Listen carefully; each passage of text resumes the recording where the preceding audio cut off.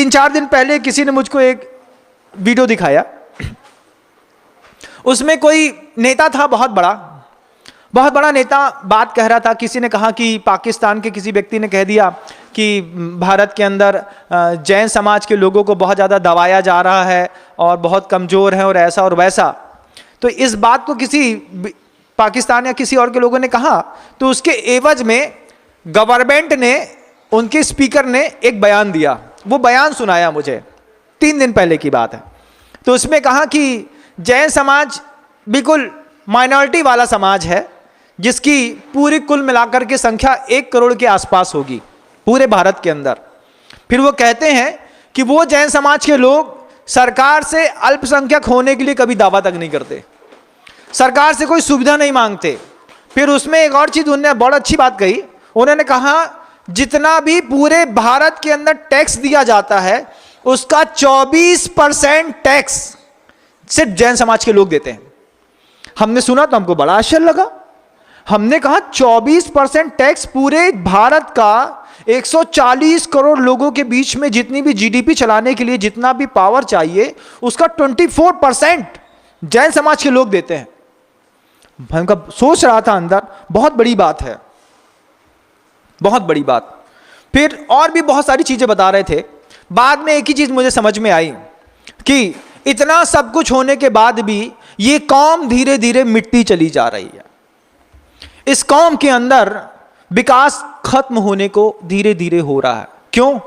क्योंकि भोगवादी संस्कृति हर जगह प्रवेश कर गई, हर दिल में। आज 1 चाइल्ड पॉलिसी आ गई है कि नहीं?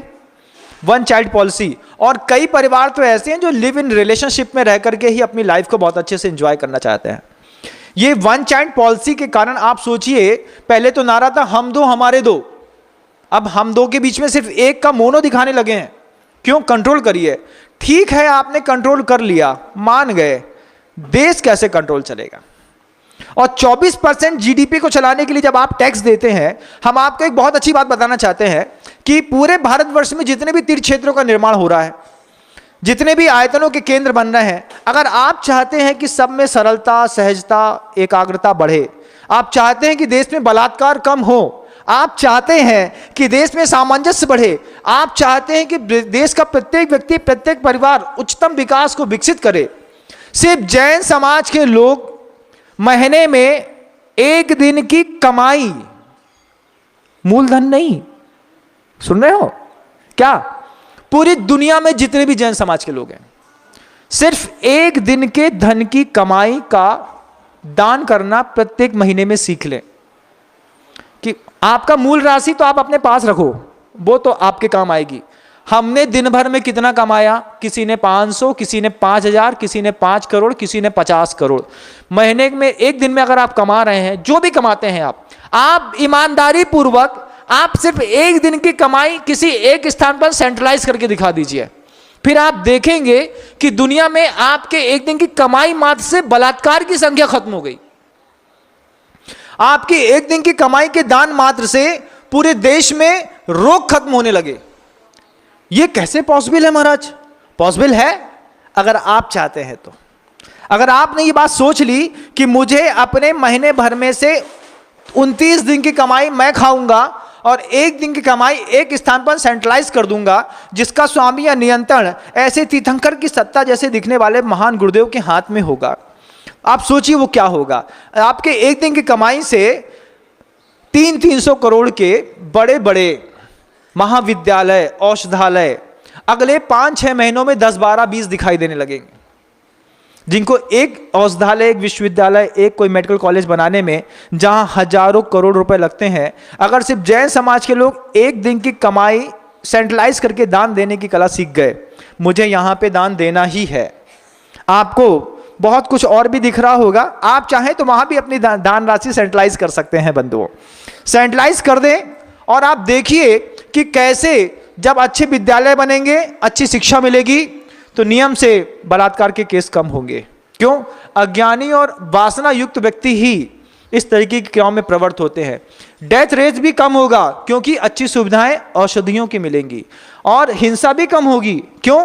क्योंकि गुरुदेव के आशीर्वाद से इतनी सारी बड़ी बड़ी जो गौशालाएं चल रही हैं, आपकी एक दिन की कमाई से आपको क्या पता कि एक साथ आपको पता चले कि 5 लाख गाय आपके सिर्फ एक दिन के सही तरीके के सही टाइम पे दान देने पर एक साथ बच गई।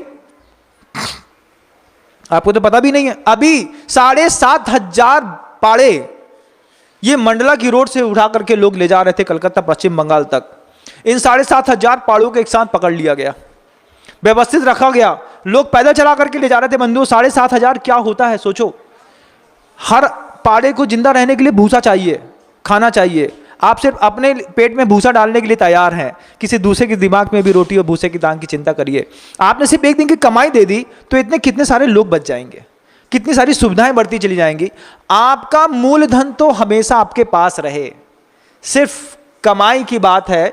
24% जीडीपी चलाने के लिए जब आप देश में टैक्स भर सकते हैं, तो अपने तीर्थ क्षेत्र की रक्षा करने के लिए, अपने आयतनों की रक्षा करने के लिए अगर आपने सिर्फ एक दिन की कमाई भी दे दी, तो ये जितने भी आयतन, जितने भी मंदिर अहिंसा के पुजारियों के इस सृष्टि पर दिख रहे हैं, सारे के सारे मंदिर अगले 10 साल में सोने के दिखाई देने लगेंगे बंधु। इतनी ताकत है जैन समाज के लोगों के अंदर, 1 करोड़ होने के बावजूद। क्यों? पुण्य इतना तेज है। हम कान से सुनते हैं, इस कान से निकाल देते हैं, तब जाकर के आपके घर की लड़की भाग जाती है, तब जाकर के जैन समाज के घर के लड़के नॉनवेज होटल में खाते हैं, क्योंकि आपने दान की बात सुनी और आपने बस पूरे प्रवचन में यही बात गौण कर दी जो कि मुख्यता से होनी चाहिए थी। अरे छोड़ो, दान देने से कछु नहीं हुआ। दान देने से बंधुओं तुम्हारे घर की लड़की जो भगने वाली है वो बच जाएगी। हम विश्वास दिलाते हैं, आज शुरुआत करेंगे, अगले 3 साल में पूरी समाज का रेशो एक तरीके से सटीक होने लगेगा कि बेटियां घर से भगना बंद हो गई। उसका प्रभाव कैसे पड़ेगा, इसके लिए मैं यहां पर बैठ करके 1.5 महीने से प्रयास कर रहा हूं और मेहनत कर रहा हूं और पूरी योजना भी बनाने में लगा हुआ हूं कि आपके एक दिन की कमाई का दान अगर एक स्थान पर खजुराहो में भी अगर सेंट्रलाइज हो गया, तो आप धीरे धीरे अगले 3 साल में देखेंगे कि आपके घर की बच्चियों के अंदर से वो भाव खत्म हो गए। उसकी पूरी प्रोग्रामिंग, पूरा वर्क यहां पर बैठे बैठे प्रॉपर चल रहा है। सहयोग की अपेक्षा सबसे रहती है, अपने लिए नहीं रही। समय सागर जी महाराज जी ने एक बहुत अच्छी बात कही, वो बात आज भी दिमाग में है। जब भी प्रवचन देता हूं वो बात दिमाग में रहती है। महाराज जी ने कहा था कि सुनो, गुरुदेव को तुम्हारे आत्म कल्याण के अलावा तुम्हारे जीवन से कुछ भी नहीं चाहिए। समझते हो? तुम्हारे आत्म कल्याण के अलावा तुम्हारे जीवन से किसी भी साधु को कुछ भी नहीं चाहिए। कर लिया तो तुम्हारे सौभाग्य की बात है, नहीं तो हमारी समाइक तो हमारे साथ है।